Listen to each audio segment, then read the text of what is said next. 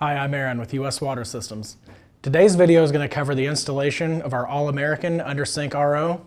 This unit here is a 6-stage unit, but the installation is the same, whether you've got a 5-stage or a 6-stage. The installation is very straightforward. You can accomplish this with simple hand tools. Let's get to it.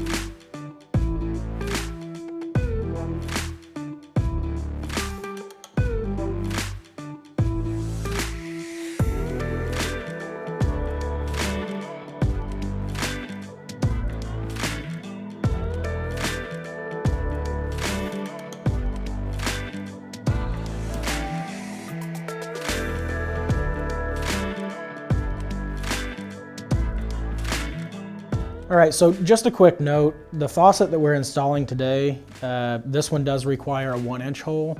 If you've got a faucet shank that looks different than this, refer to your owner's manual for a specific size that may be called out by the faucet manufacturer.